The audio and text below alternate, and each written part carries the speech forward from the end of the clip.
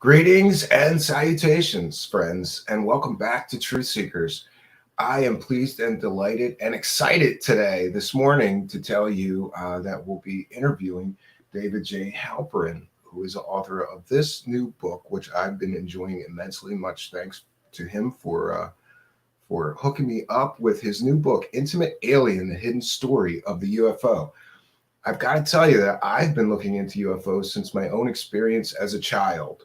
And I sort of reached an impasse after a while of looking into the nuts and bolts of these things. Is it really physical phenomenon? People report saying physical craft. But the more that I studied this phenomenon, the more I believed or began to believe that there is more to it than simply nuts and bolts. There has to be. Grant Cameron and other researchers talk about there may be a component of human consciousness involved in the phenomenon. I was fascinated to hear that someone who is a very educated man, a religious scholar in the form of David Halperin, was also so interested in this phenomenon. And he brings us what I believe will be a book that people interested in the phenomenon will be reading and talking about for decades to come. It's that important of a work. So without further ado, I'm going to bring in our guest, David Halperin. Good to see you. Good morning. Good morning. Thank you for having me here, Stephen. Yes, my pleasure. I really did enjoy the book. I think I want to jump right in and first ask you to talk about your background and your education in religious studies. And can you tell us how did that inform or change or relate to your opinion on the phenomenon of UFOs?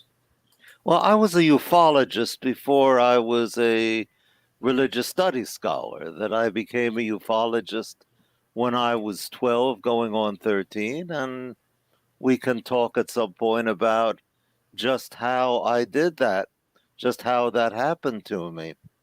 And when I went to college, as most teenage UFO investigators did, I set to Well, that's most people are not a teenage. I've heard of like Cal Korff and a few others being like 14 and 15 like you and just starting jumping in right as a teenager, right? So you've been into this thing since you were a child, really.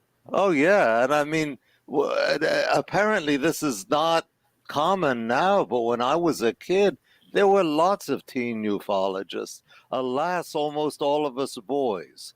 It didn't seem to it didn't seem to attract girls, but there were a lot of us, I would have to say, dateless boys who did not. You were are you saying you were a nerd?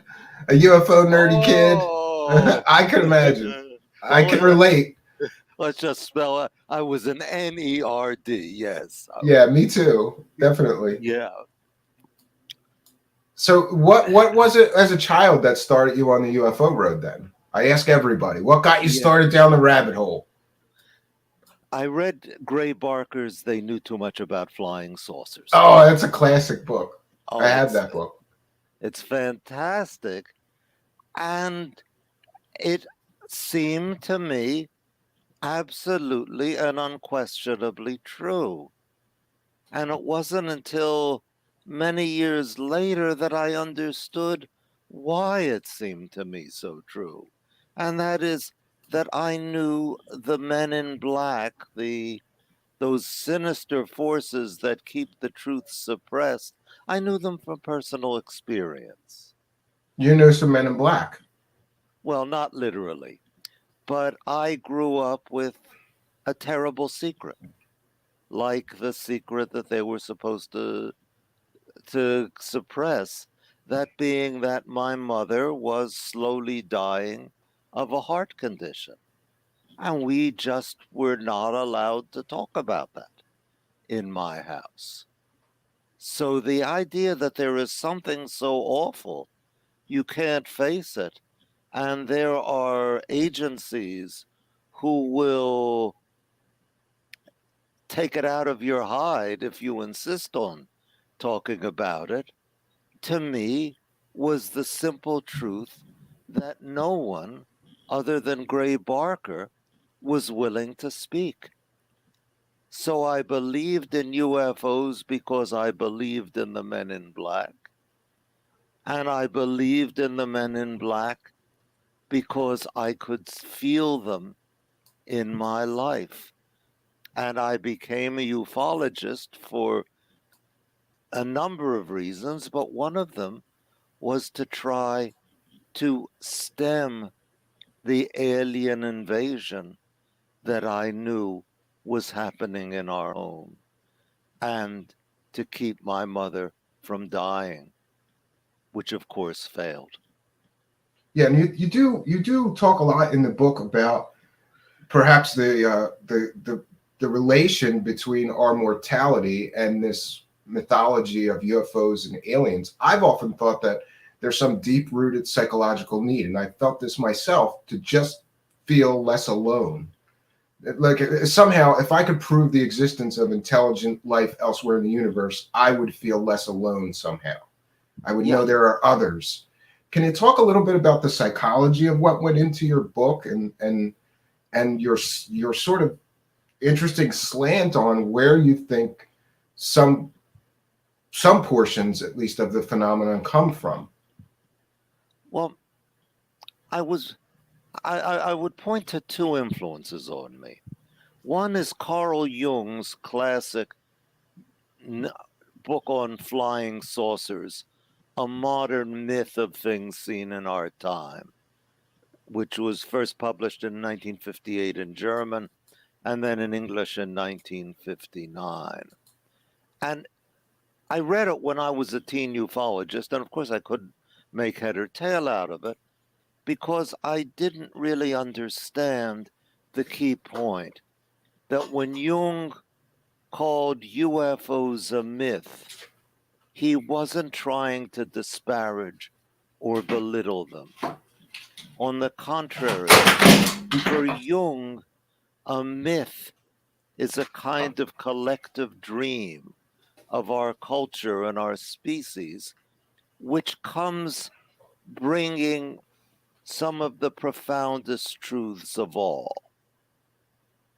And although I didn't really understand the book, and I ignored it in favor of the more nuts and bolts approaches of, say, Donald Kehoe or Aimé Michel, it still left its mark on me. And then when I was 22 years old and I was living in California, I was introduced quite by accident to Jacques Vallée. I'm a big fan of Jacques Vallée. Yeah. Yeah. And he had just published the year before his Passport to Magonia. Now, I don't know if your viewers are familiar with the Passport to Magonia. Should we talk about that a little Yeah, bit? sure. Why don't you talk about it a little bit? I Yeah. I vaguely remember reading that when I was much younger, but having trouble getting through it because it was a little bit more philosophical than I was prepared to deal with. Yeah. Well, Vallée made the observation, which in retrospect seems obvious, but no one wanted to point it out before Vallée, that there's a tremendous overlap between the stories of UFOs and UFO aliens and UFO abductions, which had just begun to appear when he wrote that book, and legends of fairies and elves. Yes. And I mean, Vallée might have concluded from that, well, fairies and elves don't exist, but and obviously UFOs don't either. But he took a very different tack, which was to say that all of these are witnesses to some reality that is earthly, that is not exactly a human reality, but intersects with it. And he called that reality Magonia on the basis of a medieval legend of ships that come in the clouds from a place called Magonia, land of the magicians. And after reading this, I saw, yeah, everything that I had learned about UFOs and everything I picked up from Jung, all of it now made sense. And I understood fully why in my undergraduate work I had majored in Semitic studies and spent most of my undergraduate time studying Hebrew, why I was drawn so powerfully to the book of Ezekiel. That Me Ezekiel's too, by the vision. way. Me too, by the way. Really, Yeah. really. Oh, Yeah. I talked to you briefly. I had 12 years of Catholic school and scripture study with the Jesuits, and I was always fascinated with you know with the stories of the fallen angels and with Ezekiel's wheel. There's a lot of biblical connection to this phenomenon. Oh, yeah, yeah. I mean, that I do think what Ezekiel describes in the first chapter of his book is a UFO. But to me, and this is crucial, UFOs are not spaceships. UFOs are some part of our internal human reality. The sort of thing that Vallée called Magonia, Jung called the collective unconscious, something that's a part of us. And Yeah, this is kind of mind blowing reading through a book and going, maybe all these people out there looking for crashed UFO debris are totally wrong, and this thing is all consciousness based, and it has something to do with our psychology and our belief. And again, you're right. There's this interesting parallel. Before, people used to see angels or demons, yeah, and then now they see gray aliens. yeah, yeah. It I made me think believe that, there's some connection to this, some thread, some common thread. and I would actually prefer, instead of speaking of UFO sightings, to speak of UFO visions, that we are dealing with visionary experience akin to what's been reported through the ages by religious mystics. Now, it was not an accident that not long after meeting Vallée and entering graduate school, I started focusing on a form of ancient Jewish mysticism called the descent to the Merkava, the Merkava being the rabbinic term, the Hebrew term for the totality of what Ezekiel saw and described. And there do seem to have been Jewish mystics who tried to re experience that. And that was what I spent my time researching as a graduate student. And now, when we look at it from a perspective of another 50 years, we can say, yeah, I never gave up ufology. I You just just twisted your focus. Yeah, you switched your focus to a more religious or cultural or mythological, right? To see if we can get yeah, to the roots of these things. Yeah, I'm fascinated with Ezekiel's wheel, but then I sort of agree with some people with going, what does God need with a spaceship, right? yeah, because it wasn't a spaceship. It had nothing to do with spaceships. That's a conventionalization.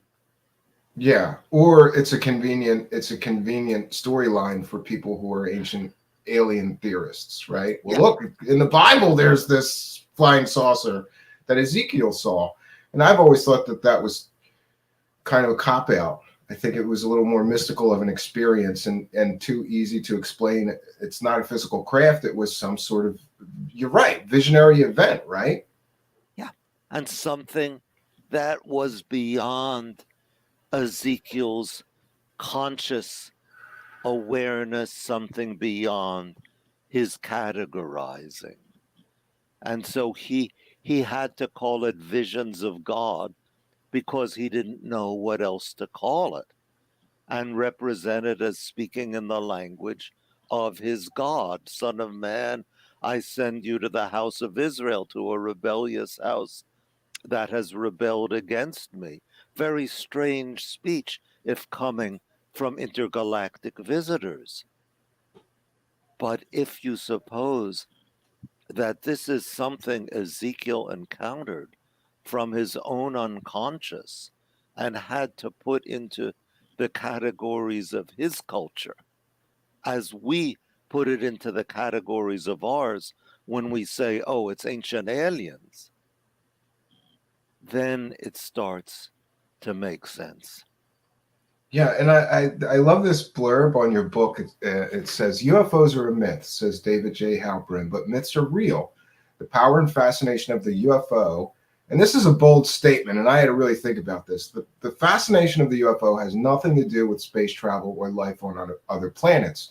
It's about us, our longings and terrors, and especially our greatest terror of all, the end of our existence. This is a book about UFOs that goes beyond believing in them or debunking them and to a fresh understanding of what they tell us about ourselves as individuals, as a culture, and as a species.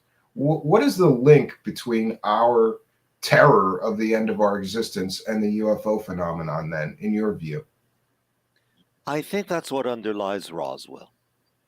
Because if you think about it, Roswell is a story of death.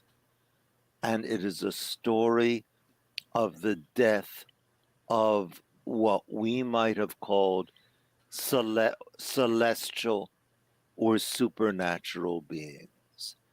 So that when people say, okay, there was a spaceship that crashed at Roswell, they're wrong. There was no crash. We've done an entire series on Roswell, and I was excited that you had a totally different perspective on Roswell than our other experts. We've had Don Schmidt and Tom Carey and Cal Korff and Kevin Randall, everybody giving their perspective. And when I came across this Roswell chapter, I kind of went, there's another possibility. Maybe everybody is missing the point here. So that the death of celestial beings, I'm sorry to interrupt you. Can you talk more about Roswell and what do you feel is the root of the Roswell legend? Then it's about death. It's about the death of celestial beings. Yes. That I called it that at one point in the book, I said that at some point Roswell ceased to be a banal mystery of fallen debris and became a profound and gripping myth of mortal divinity. That's deep. Yeah. That I think as this myth of mortal divinity, it's a mirror of ourselves as childlike beings facing a fate that we can neither ward off nor understand. And that is the root of its fascination, and that is the essential truth of it. That's why Roswell has hung on for so long, and why it's not going to go away. Yeah, it's become a myth, right? After a while, and people tack on to the story, and there's additions, and then people try to profit from connecting their news story somehow connected to Roswell, and the myth just keeps growing, right? Every little bit. And everybody, you see, if you mention Roswell to them, they immediately know what you're talking about. Yeah, even people not into this stuff, sure, they've heard of it at least. Yeah. I mean, I remember going a couple of years ago to my dermatologist carrying a copy of Kevin Randall's book, Roswell in the 21st Century. And first comes the assistant, and she looks at it and says, "Oh, is that a good book?" And I started talking about it. And then in comes the dermatologist, says, "Oh, is that a good book?" And, it's like both of these people, they're not ufologists, but yeah, that one's broke through to the mainstream, and even people that aren't really intensely interested in UFOs still may read a Roswell book. It's big business. And when you read And in a comic strip that talks about Roswell, people are going to know what you're talking about, just as when somebody mentions Area 51. I mean, people don't really know just what that has to do with UFOs, but they know that there's something connecting it. Definitely something Uh, connecting it. Yeah, yeah. And so your belief though about our mortality and our consciousness and our maybe our human needs and desires has something to do. And I also heard you talk about can can a consciousness construct or a psychic construct show up on radar? And I was fascinated by this. yeah, that was it from Jung, because Jung was troubled. Jung was convinced that the UFOs were a myth, that which for him, remember, meant they're tremendously important.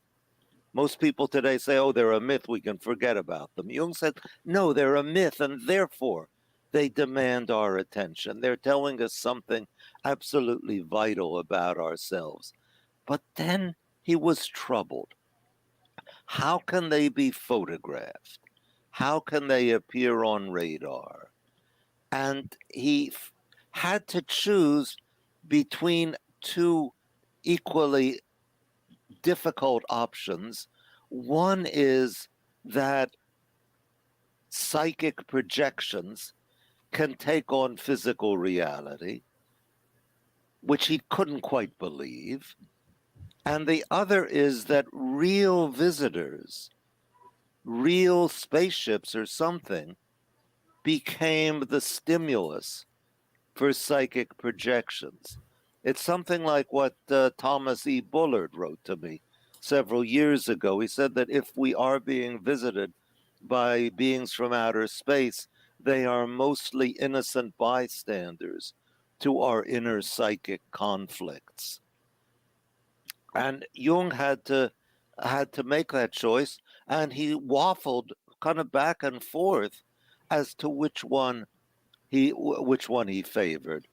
I'm going to say that they are purely psychic projections, that the radar sightings have to be explained in other ways. We have to pay attention not only to those cases where the radar and the visual evidence confirm each other, but also to those many cases where blips appear on radar and nobody sees anything, or where people see visual objects and they don't appear in radar. And suppose that there are no solid objects operating. Which may explain the lack of evidence, right? Yeah, And also, I find it fascinating that a lot of people speculate about the pilots. There's even been books written about like who's driving the UFOs, and people would speculate about different alien races. And so maybe people have it wrong. And instead of looking for the pilots of these UFOs, we should be looking for the people who are psychically projecting them, right? yeah. And Because the it's pilot, possible, right, that some people near these sightings may be manifesting these things and may not even be aware of it consciously, right? yeah, yeah. I mean, there's a repeated theme that the UFO beings interact with or imitate the actions of the people who watch them, which will make sense if they're projections of these people. In a sense, we can say the pilots of the UFOs are us. I mean, the Well, Roswell, that's a very deep thing to consider, and maybe these psychic projections take different forms throughout history. You know, back in the day, these psychic projections would take the form of ghosts or fairies or angels, and now people having their psyche influenced by science fiction and modern science are now taking a different form. yeah, yeah. Interesting I to mean, think about.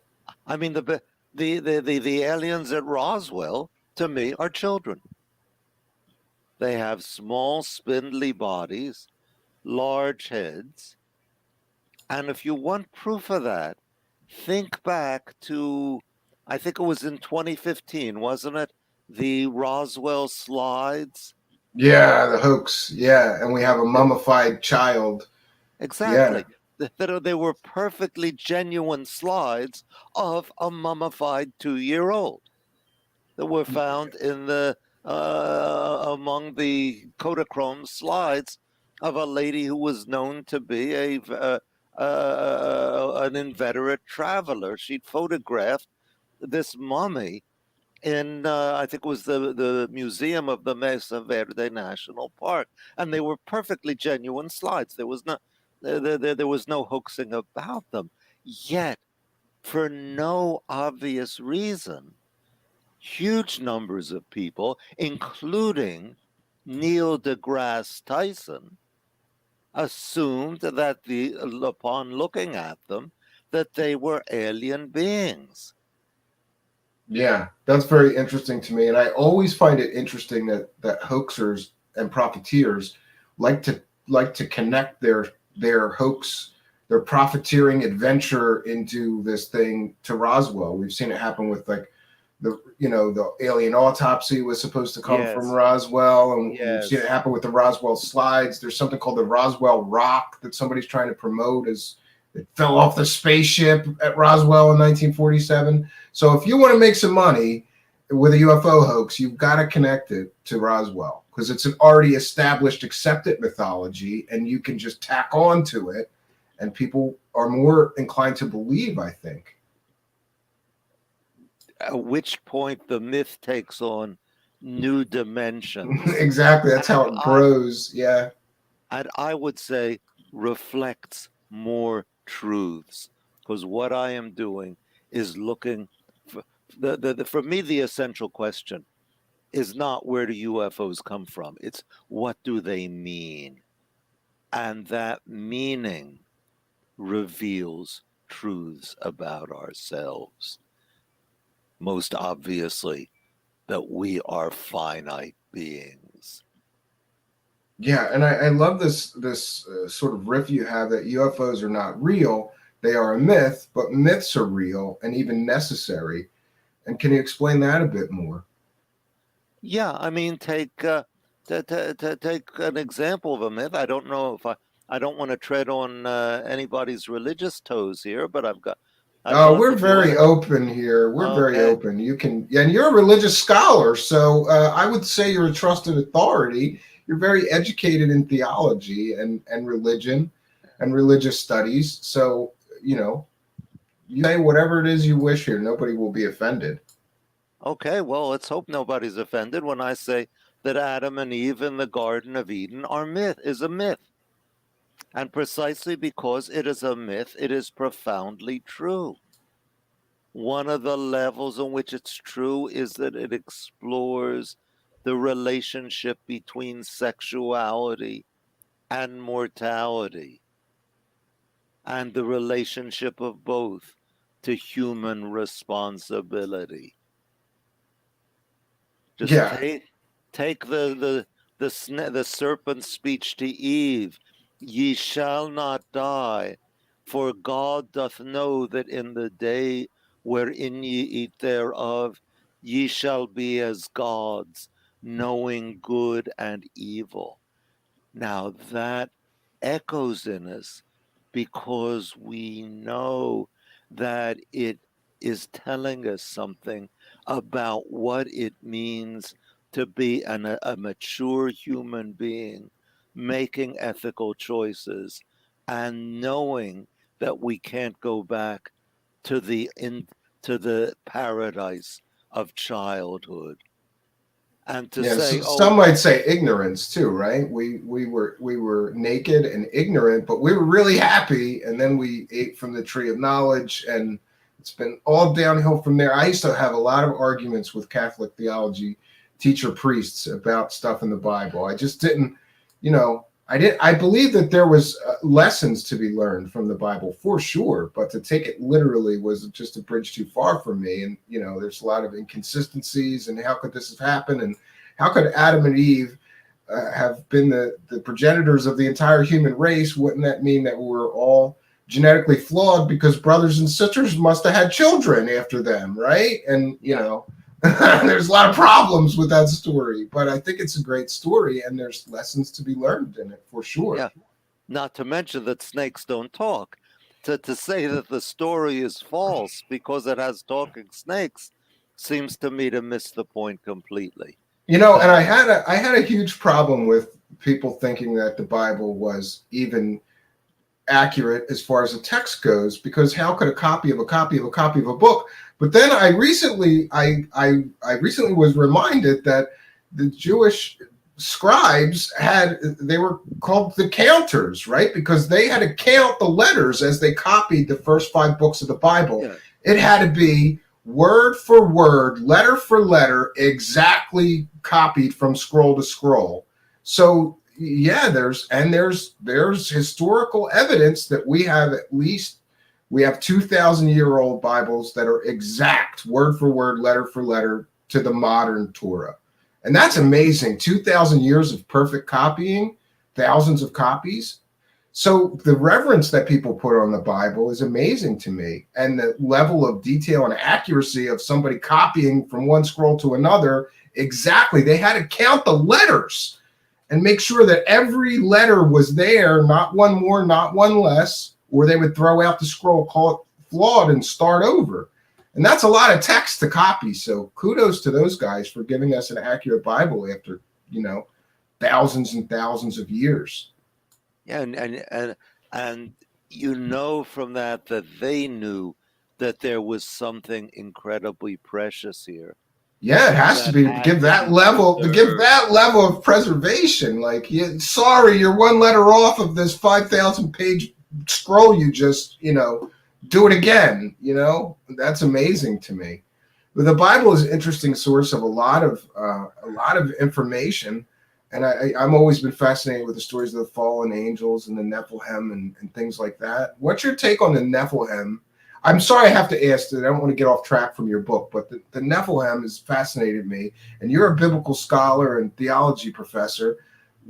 What do you think of all these people that connect aliens to the Nephilim, or, and ancient alien theories and things like that? I'll use one word: conventionalization. That they are taking something that is mythical.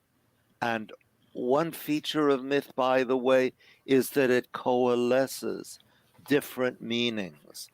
That's one of the reasons why it's so powerful, that they're taking something that is mythical and has multiple meanings and try to cubbyhole it, conventionalize it into something that we know from our present experience. And I think by so doing, they diminish it. Now, I do not know what the Nephilim were. I don't know if the ancient Israelites knew what they were.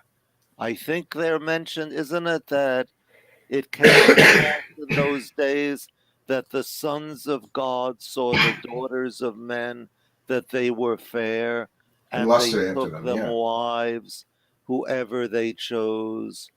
The and I think it's the Nephilim were on the earth in those days, and also after that. Yeah, And after the flood. these were the mighty men that were of old, the men of renown. What mysterious words those are. Sure. And it's their mystery that allows them to echo within us. Similarly, it's the mystery of the UFOs, the mystery of Roswell, that allows them to echo within us. A spaceship did not crash at Roswell. Snakes do not talk. Nobody came down and had sex with the daughters of men other than sons of men and other daughters of men. Yeah, I've always had a problem with that. Like, how do celestial beings even have sex if they don't have a physical form? And that brings in all kinds of complicated. Maybe they can take a physical form, and then along with the stories of them having children, it was also just that the fallen angels taught man things like metallurgy and fire smithing and were bringers of knowledge. And then I think, then how can they be demons and be a bad thing if they were teaching humanity all of this stuff? Well, So isn't it the snake who brings knowledge? yeah. So maybe he wasn't so bad. That's Yeah. why these things are so fascinating to me, and that's why I Right. was a terrible Catholic schoolboy, because the priests did not like me asking all these questions. And yet, when you ask them, you are not only, in one sense, attacking the fundamentalist believer, but you are attacking the debunker who says it's all nonsense. That you're attesting that there is something true and powerful here that needs to be heard, which is what I try to do with the UFO, which is why, although I'll call myself a skeptic, I will not call myself a debunker.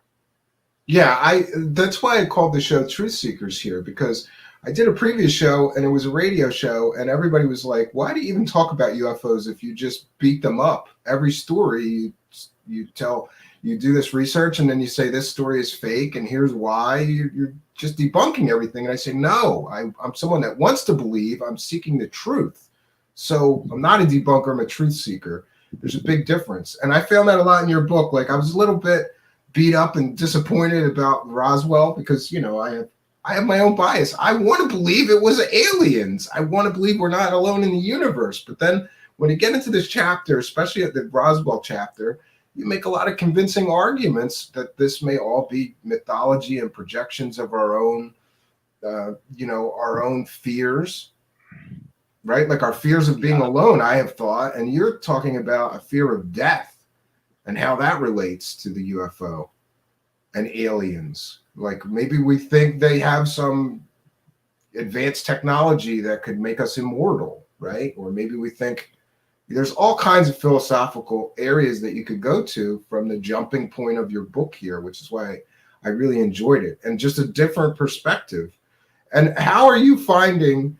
I think that I mentioned your book to a few people, and most that I know that have read it really enjoyed it. But there's going to be some criticism from the believer gang, and I get that too. So, how are you finding the reception of the book? Are you shattering people's beliefs, their deeply held, beloved beliefs in those gray aliens and those crash flying saucers? Yeah, I don't think it's too easy to shatter beliefs. That more than shattering beliefs, what I would want to do is evoke respect for the beliefs without believing in them. Wow, so that's very profound. And one of the other things you talk about is alien abductions, and we've delved into that a little bit here. And I've always found alien abductions to be so fascinating, because you have people from different cultures, different religions, different parts of the world having similar experiences. But then I realized that a lot of people may be influenced by the same popular culture globally, you know, and there seems to be a lack of physical evidence. We just get a story. We don't get, Whitley Strieber's not showing us the aliens, and neither is Betty and Barney Hill. Betty and Barney Hill, by the way, had a star map, which was convincing to me until I found out that it was completely and totally inaccurate as a star map. It Yeah. was total bunk. So that blew that story out of the water. Travis Walton is perhaps the second most famous abduction case. And recently, he and his former logging partner, who propped up the stories for 30 years, had a big falling out about money. And that partner of his, who has been helping him sell the story for 30 years, recently suddenly said, "I'm no longer a witness to the Travis Walton abduction phenomenon." Travis Walton, by the way, is claiming that somebody's trying to extort him for money. So now that story is sort of falling apart as well. And it's sad, but what do you think the true thing behind the alien abduction phenomenon? Is it wishful thinking? Is it hoaxers, profiteers, or are people having a genuine experience here? I think there's no question that people are having genuine experience. And if we dwell for a moment on Whitley Strieber, it's worth noting that Strieber never said that he was abducted by aliens. He spoke of encounters with beings whom he called the visitors. And he was inclined to see them as something that's not exactly a part of us. He didn't go all the way with Carl Jung, but close to it, see something that seeks communion with us, which is where the title of the book comes from. By the way, the Hebrew translation of the book is called Ha-Orchim, just the visitors. And Strieber connected his experiences with archaic experiences. He spoke of his visitors as having the wide, staring eyes of the old gods. And then, I discuss it in my book, the sculpture from Predionica, that was found in the 1950s in the Balkans and in Kosovo, what's now Kosovo, showing a man wearing a mask that looks almost identical with that iconic image of the UFO alien that first appeared on the cover of Strieber's Communion and that I think made his book a bestseller. So we seem to be dealing with something that plugs in to something very archaic and deeply rooted in us. Now, I think it takes on coloration from some more recent events. I think there's no question that Betty and Barney Hill had a genuine experience. They weren't taken aboard a flying saucer. But I think that Barney was re-experiencing what had happened to his ancestors, that they were abducted in the middle of the night, taken to an alien ship, and there performed intrusive physical examinations. That is just what happened to thousands and thousands of Africans in the 18th century. And today we're still living with the toxic effect of that crime. And I think that the abduction tradition, in addition to being something that goes back to prehistoric times, some experience that's deeply embedded in us, also shows the signs of these historical experiences. So we're dealing with an extremely rich and I think mostly authentic phenomenon. It's interesting, though, to me. It's very interesting your take on this because I'm not saying you're talking from both sides, but you're saying these people had a genuine experience, but it's not. They didn't go on a flying saucer. It's not what they said it is, or maybe they misunderstood. Much like I talked to a friend who was in a cult for a while, and he was in a cult in Colorado, California, out there in New Ageville for a while, run by a guru who he thought was absolutely genuine and talking to God and everything. And then he came to find out that guru, all of his experiences, every one of them came from hallucinogenic experiences. In other words, that guy would, take magic mushrooms or smoke DMT and then write out his revelations for his tribe of cult, and he was tremendously let down because although he thought that a lot of this guy's teachings were so helpful, he felt left down because he thought, how does that guy interpret these experiences that are hallucinogenic in nature to be so spiritual? He may be misinterpreting it. So maybe people are having these experiences and misinterpreting things as aliens. Okay, yeah. I mean, you saw me probably nodding so hard that my earphones yeah, off. I'm glad we agree. We can learn to agree and get some common ground then. Because I can see that some people get a little confused because, wait, so this isn't real. Aliens aren't real, but these people are still having a genuine experience. Yeah, okay, let's say the experiences are real. The aliens are not. And I think of that charming, wonderful librarian I met about 10 years ago from Western North Carolina, a very lovely woman, and she was telling me about the UFO aliens she saw standing on her lawn as a child looking out through the window. And she said, I know they weren't really there, but I did see them.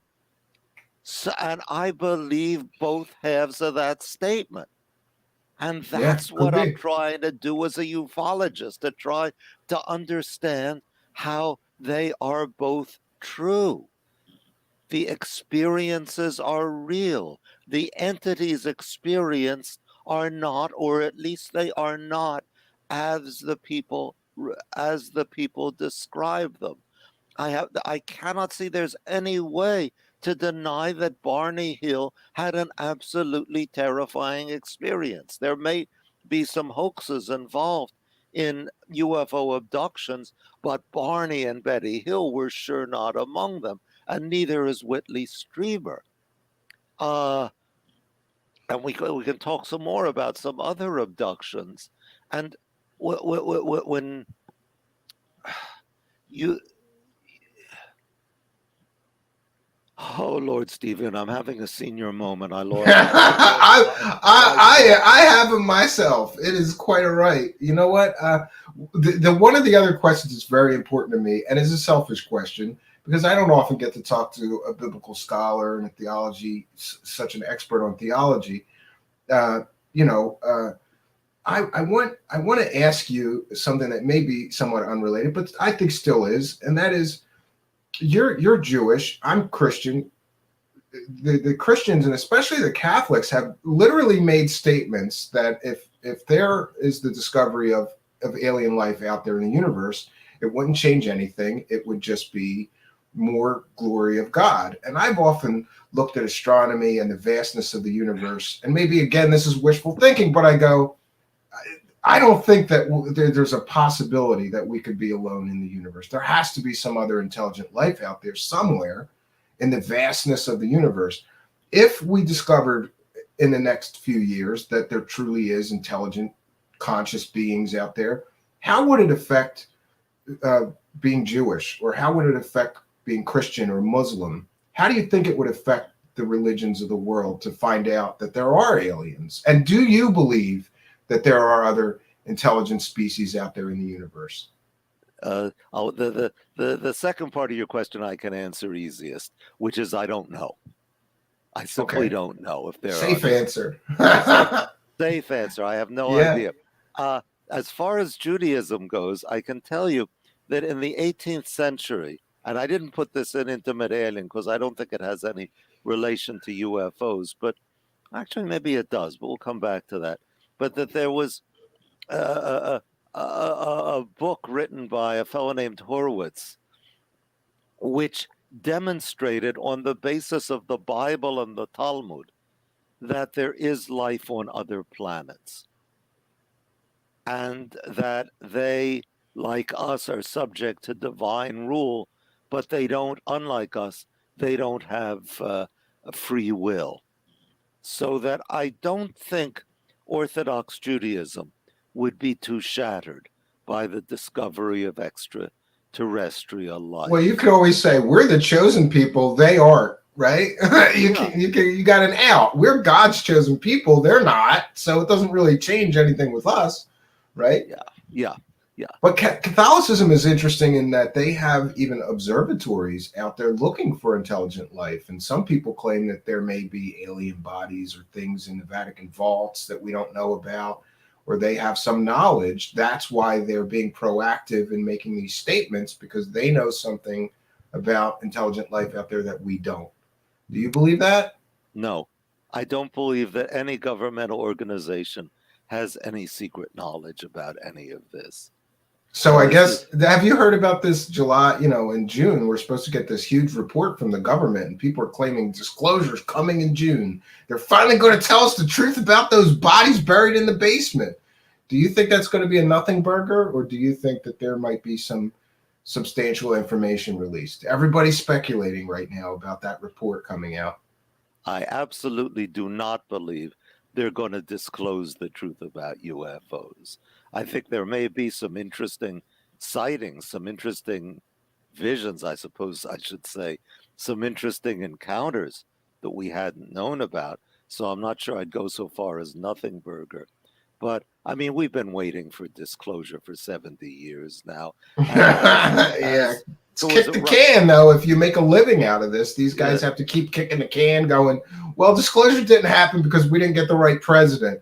But the next president is going to be, it just kick the can, the next big revelation.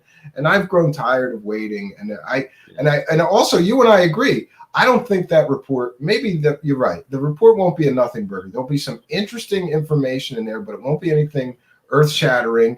And I believe the government can't tell us the truth about UFOs because they don't know the truth about UFOs. In truth, yeah. there's no, yeah.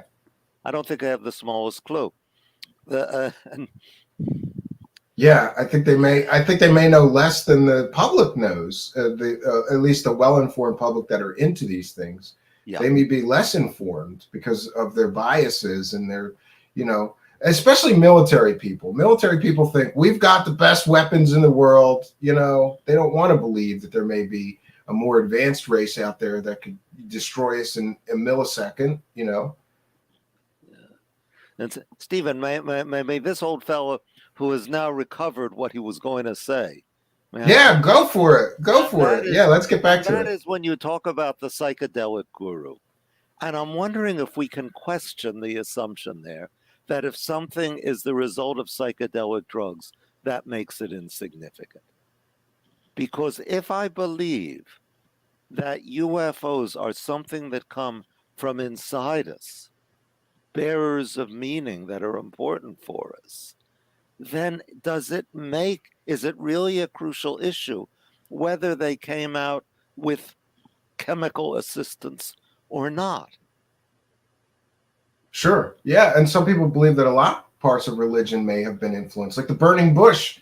It may have been something that was ingested that created the hallucination of all of these things. But talk about the impact of what trip can have on the human race.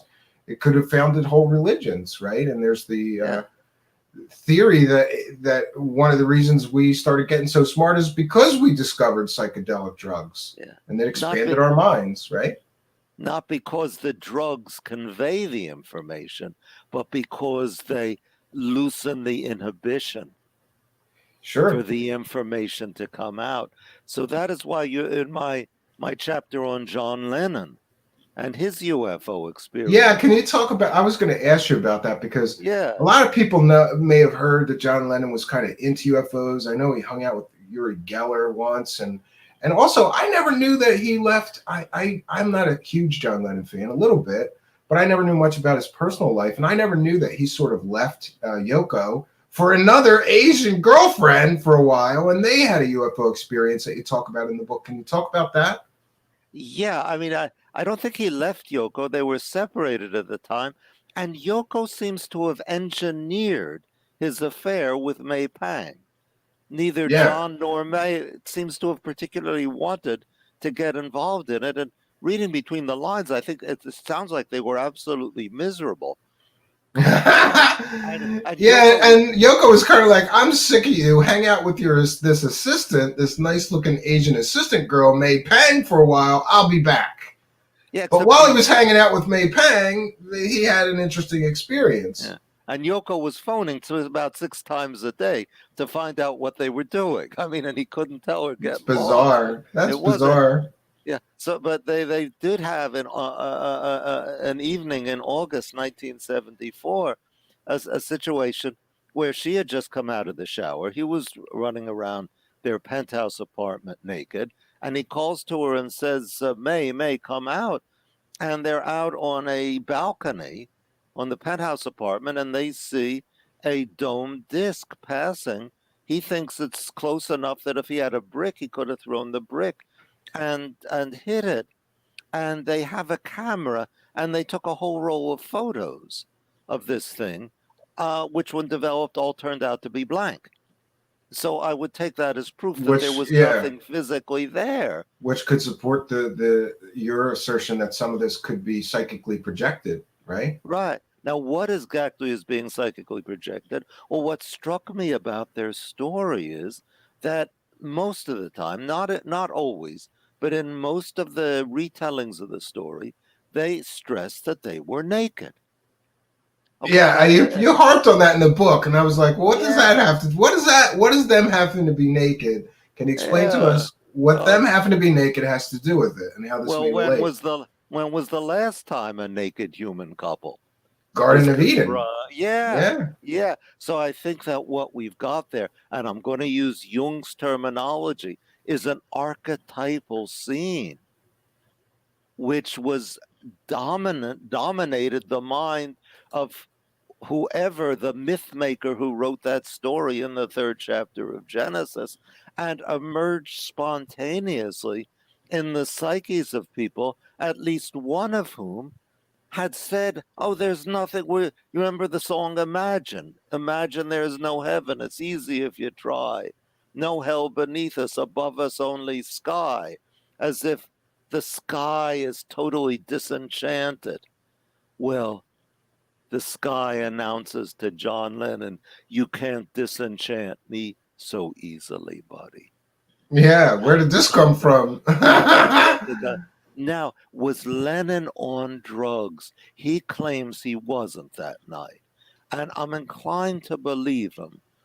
But it wouldn't bother me if he were, because I would see the dynamic operating as being exactly the same, whether he was on drugs or not. How this happens when we're not on drugs, I don't think we fully understand. And it's one of the many mysteries that I think is unsolved.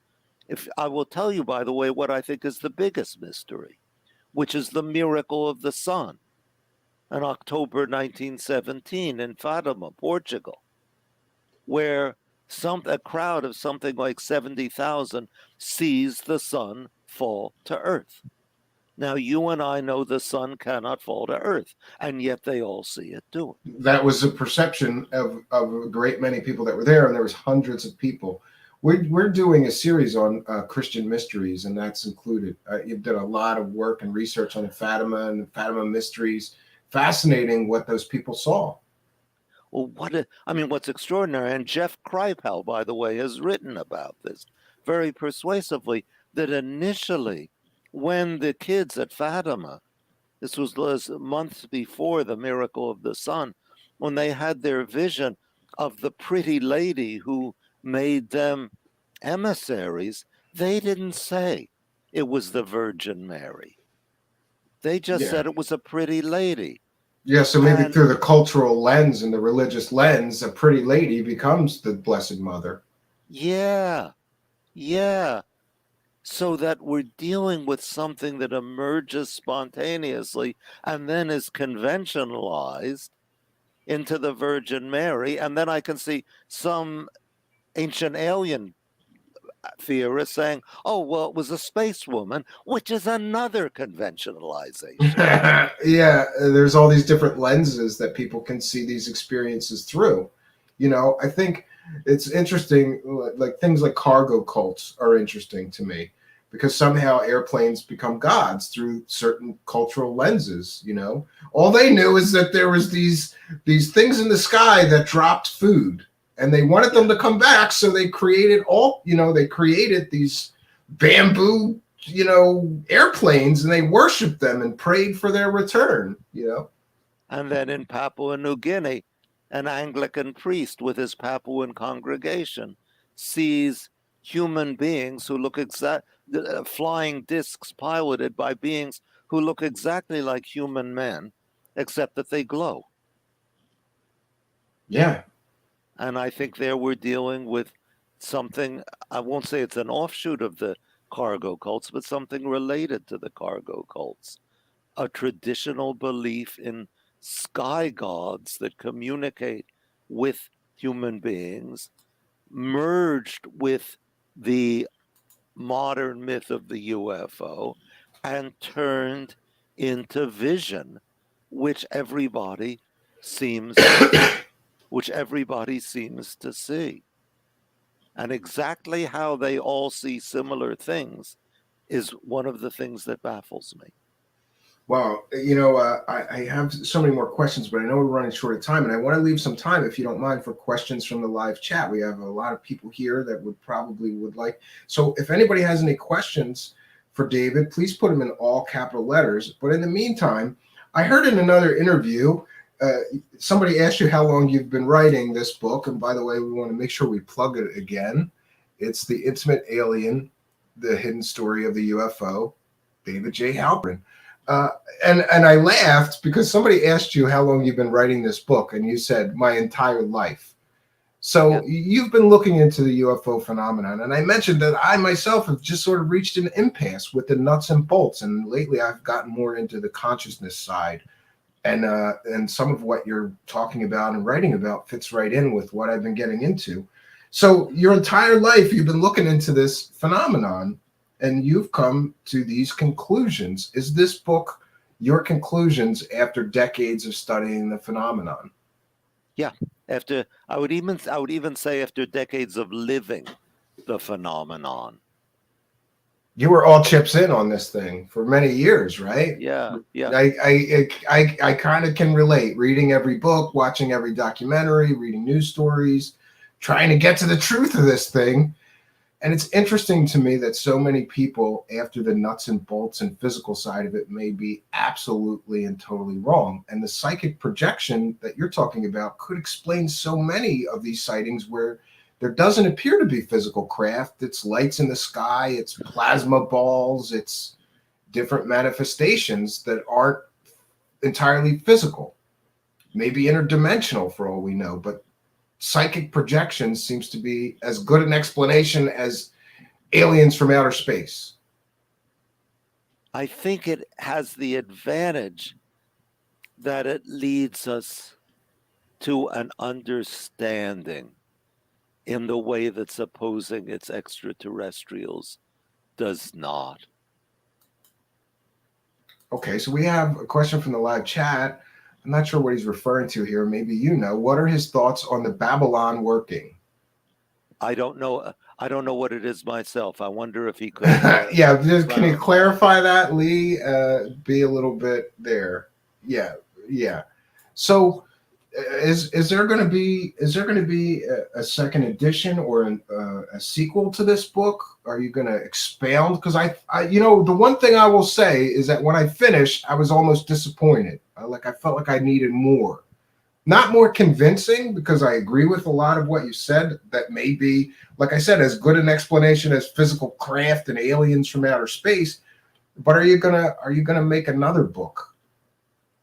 I have no plans for it, but I do blog mostly on UFOs every 2 weeks at davidhalperin.net.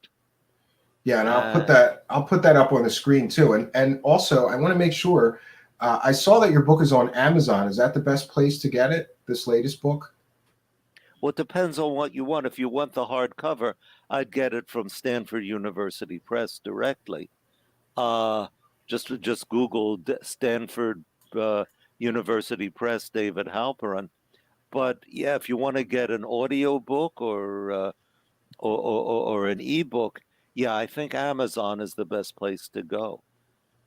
Yeah, and I want to thank you for sending me the book too. Mine got a little beat up. Again, it's Intimate Alien: The Hidden Story of the UFO. I've been carrying it back and forth between the cabin, and I got upset. I got to clean up the cover, and then I got a nice place on my shelf to put this.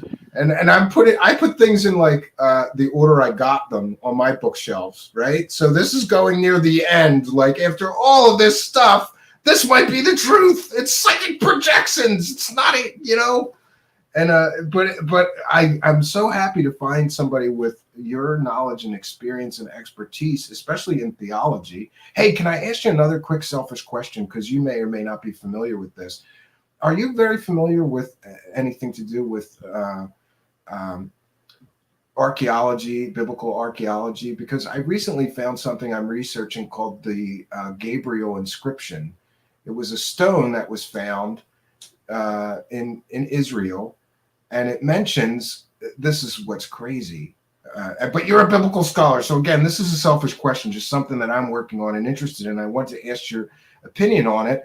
The Gabriel stone is a stone that was found, and unlike, it's not inscribed, it was painted on, and it tells the story of a man who was killed. He was a sort of a guru. He was killed, and after 3 days, he rose from the dead.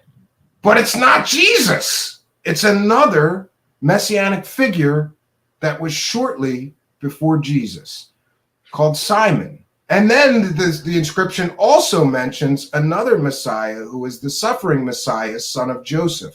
So some people are claiming that this pre-Jesus messianic figure predated and perhaps even inspired the story of Jesus. Do you know about this, and what do you think about it? Okay, let's divide the question into two parts.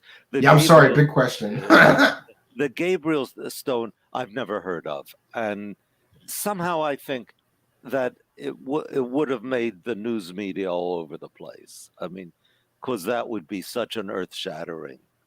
You would think, right? Yeah, I think it was an archaeology news or biblical archaeology news or something like that. But there's some debate because it's in the hands of a private collector who will not allow it to be forensically tested, which may mean that it's not. Yeah. So I'm still researching this because it could be earth-shattering to all of Christendom to find out that there was a guy right before Jesus, you know. Yeah. And again, you talk about all this stuff about mythology and how we need it, right? There's a basic need, right? And maybe one myth starts a new myth, or people take the old myth and they recast it in their own way. Yeah.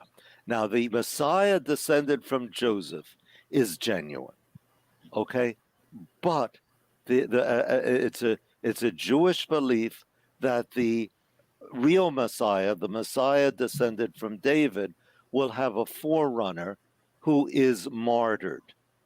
And to him applies the verse in Zechariah, they shall look upon him whom they have pierced. Okay, which sounds very Christian.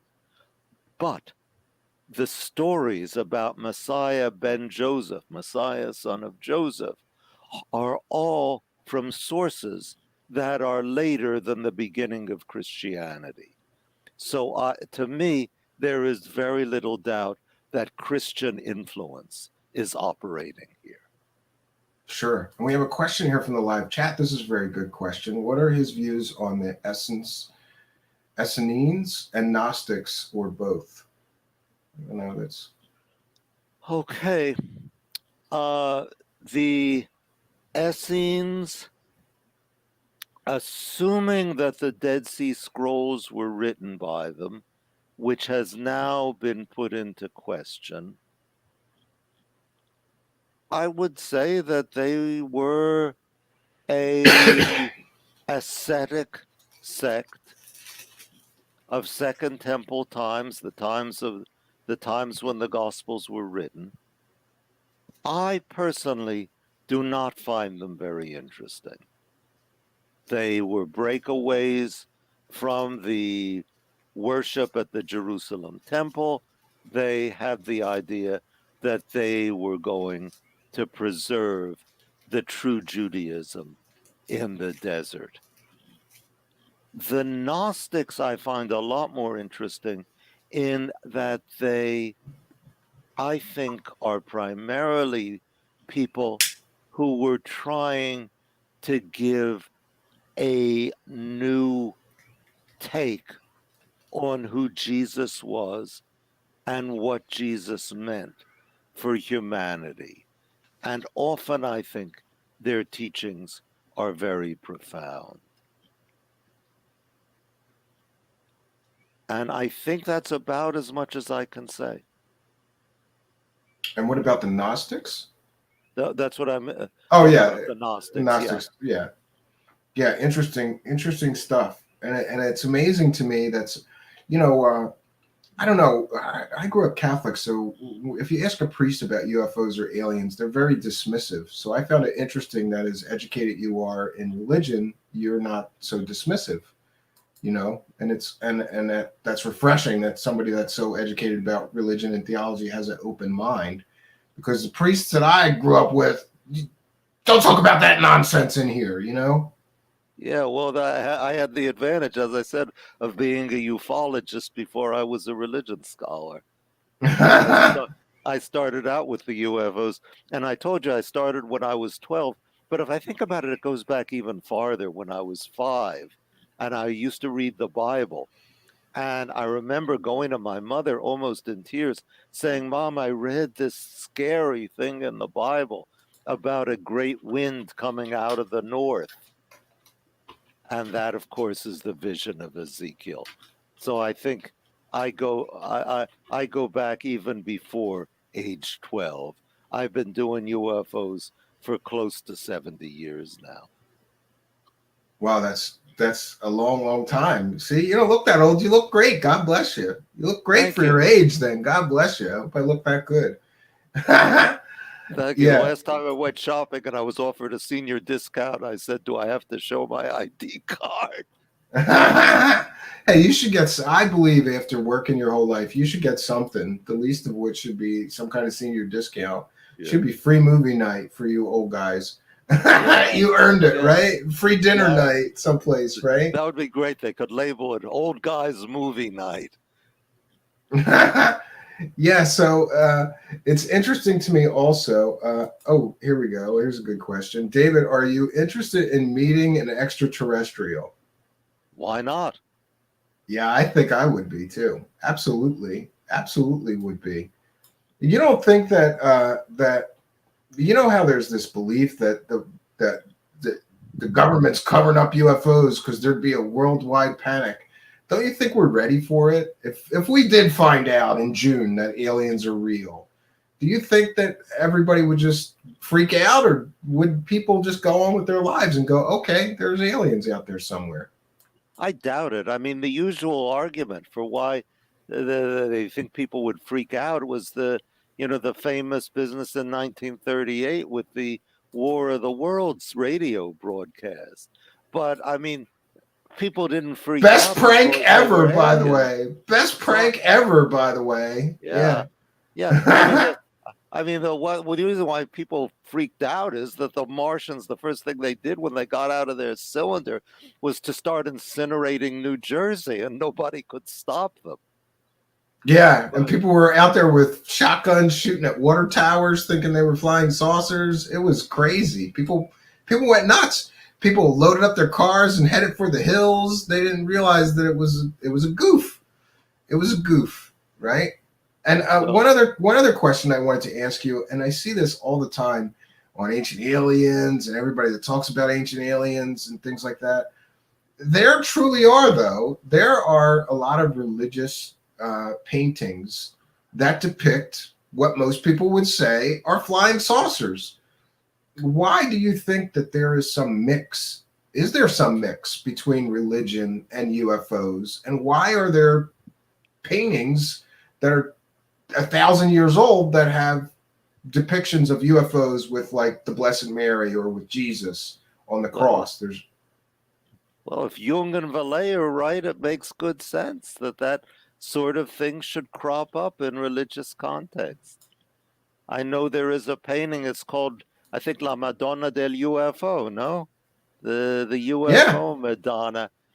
And Jeff Kripal has worked with that, and he says, okay, yeah, we're not dealing with a spaceship, no, but we are dealing with something that coming from the human imagination, the human religious perception, takes a UFO form, and there is a significance in that.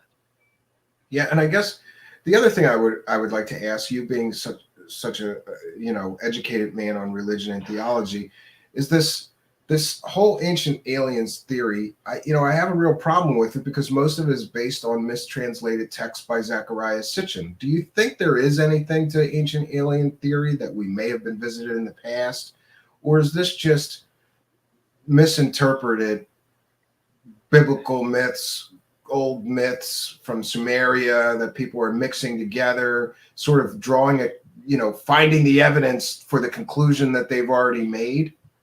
I'll use that word again, conventionalization.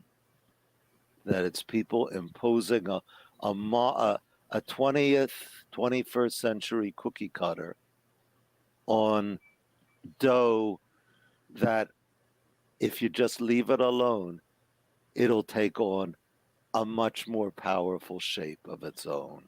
Am I making sense there? I think I Yeah, sort of yeah. hashed my images. Well, I remember being a teenager when I first read Chariots of the Gods and all that stuff. And I gotta say, it made sense to me. It was like, there's the answer. See, these priests were all wrong.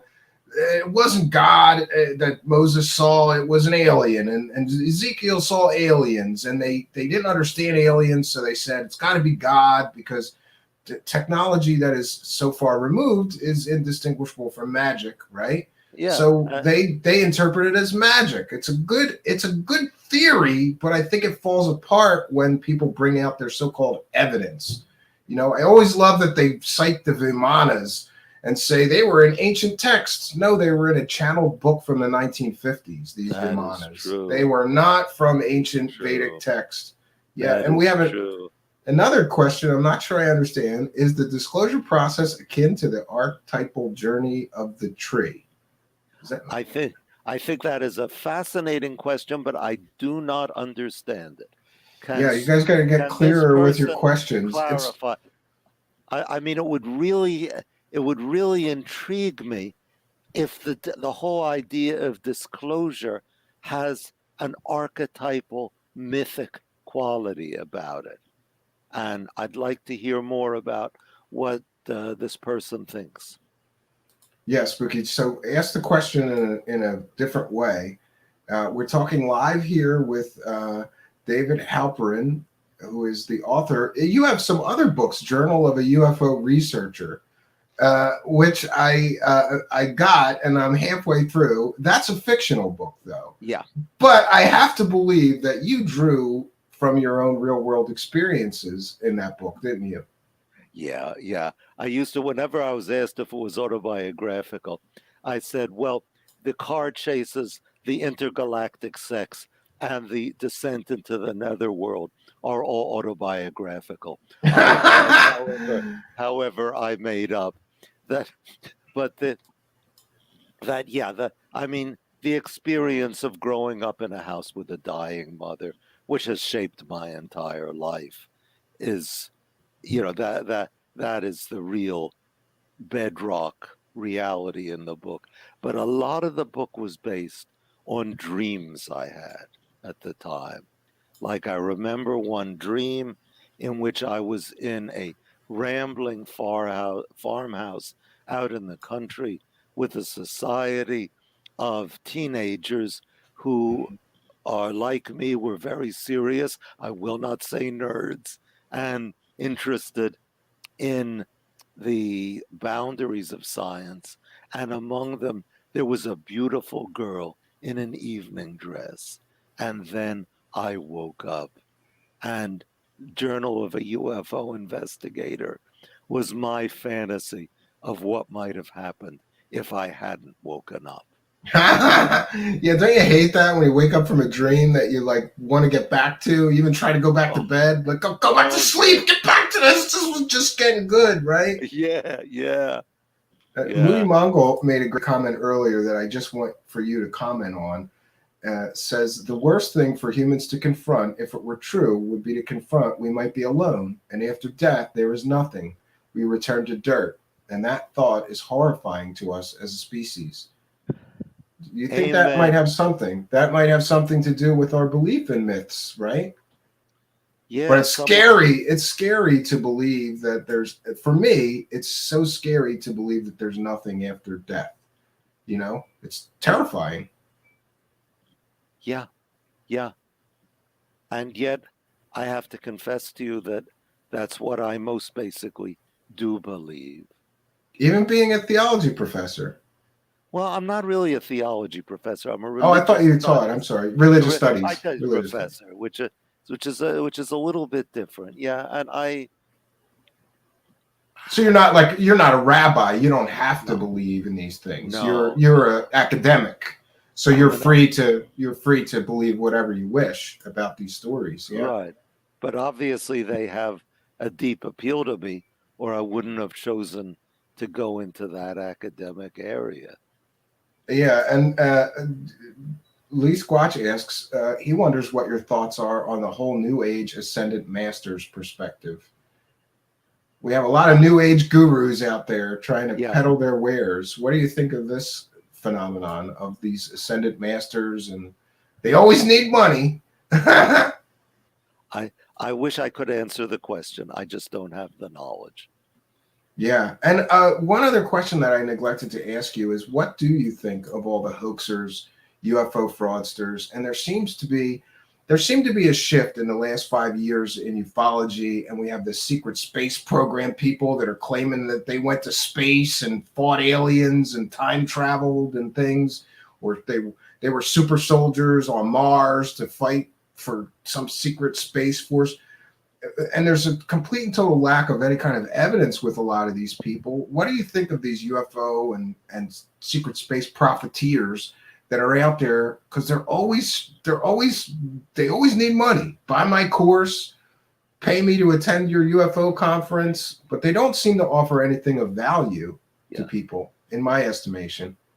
I would have to give my unscientific n- opinion, an opinion not resting on any surveys, but to me it would seem to me that this is a very marginal phenomenon in the UFO, that overwhelmingly, it seems to me, we are dealing with people who have a genuine engagement with the UFO, whether as experiences that they've in fact had, or else the myth that they've absorbed and either advocate for or attack and debunk. Because the debunkers, it seems to me, are no less emotionally engaged with UFOs than the believers. And people like me who neither believe nor debunk, but who are utterly in thrall to the UFOs and what they stand for. So, yeah, I'm going to admit that there are hucksters in the field, but even the one whom I would regard as the prime example of a huckster, George Adamski from the Oh yeah, the 1950s. early contactees were all about Yeah, the cash, man. yeah. But the late, but Jerry Clark, in his UFO encyclopedia, has produced some evidence that even Adamski truly believed that he was doing something real. And how that is a mystery. I think it, I am so reluctant, Stephen, to brush anyone off. As Yeah, much as I I can, tend to be a little quick to do it because I just don't have time. So I throw that one out, but I have lots of them in my gray basket. And we have an explanation, which now I understand the question is a very good question. The Spooky is asking if the disclosure process akin to the archetypical journey of the tree of life from the Kabbalah. huh, I, I can't think offhand of any useful parallels, but I can't think does not mean there are none. I am open to being educated on this. Yeah. And what is your general thoughts on the Kabbalah? I see a lot of Hollywood people like Madonna and Lady Gaga study the Kabbalah. I think there's an extremely powerful myth at the heart of it. I think perhaps among the truths that it conveys is that sexual ecstasy is about as close as most human beings are likely to get to divine experience. Yeah, people have called it the little death, right? Yep. Yep. I've felt that a few times, David. I have been fortunate. Yeah, right. You're gonna feel, if you want to feel close to God, that moment is pretty close, right? The little death. And That's interesting. I think the Kabbalah turns it into a theosophy and to what's sometimes a dazzling kind of Bible interpretation. And Rodrigo Vieira is here and says David's right. The more the merrier to crack this mystery. All have a part. Yeah, I believe that. Everybody gets a place at the table and a place at the discussion. Even A- me, David. Amen, Rodrigo. Amen, Stephen. Yeah, well, listen, I can't thank you enough for taking the time to do this. I hope that maybe we could have you come on again, and maybe during some of these, I'd like to do some shows on biblical history and mysteries and things. And I think you're well educated to help with that, and that would be my pleasure. Well, I thank you so much for Oh, one having last me. question. I can't not ask you this one. What does David make of Aleister Crowley's Lem being? If you're not familiar with it, Aleister Crowley drew what looks like a gray alien in the 1920s and said that he interacted with it. I need to know more about this because this is right up my alley. Oh, Lem. I'll send it to you. He talked to a Uh, being named Lem. You can look it up. Just Lem being Aleister Crowley, and it looks like a gray alien. It totally looks exactly, well, pretty close to our modern depictions of a gray alien, and claimed that it was an ancient being and he was interacting with it and things like that. That was a big part of the Aleister Crowley sort of mythology. There's another guy that created his own myth. He wanted to be a myth and sort of became one, right? yeah. Yeah. Well, I wrote about Oh, it's the. Lamb. It's Lam, not Lem. So Lamb, Okay. Lam being. I'll send you some stuff I have on that. I'd be happy Well, to do it. I wrote in Intimate Alien that the face of on Whitley Strieber's Communion, it may be that when the human mind looks into the darkness, that's the face it sees looking back, and it may be Aleister Crowley also saw that face looking Well, back. that's a I need. terrifying face. That's a terrifying thing to see when we look in the darkness, right? Wow. So this has been an amazing conversation. I can't thank you enough for doing this. I know we're just coming up on our time limit here, so I'm going to throw you out and play a quick bumper out, and I'll be right back to you. Okay, David?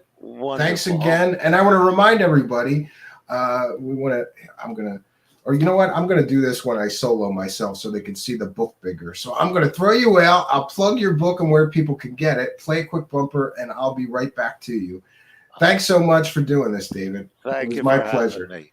All right. I'll stand by. I'll be right back to you. All right, friends. So, what an interesting perspective and conversation. And again, it's David J. Halperin. The book is Intimate Alien: The Hidden Story of the UFO. And if you've been struggling and you're looking into UFOs and are looking for a different perspective, I highly recommend this. I can't tell you how much I enjoyed it.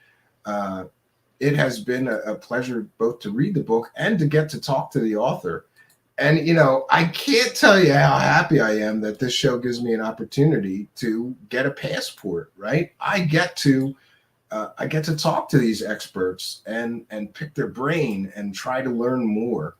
And it's been my pleasure today to do that with Mr. Halperin. So, friends, until next time, my name is Stephen Cambion.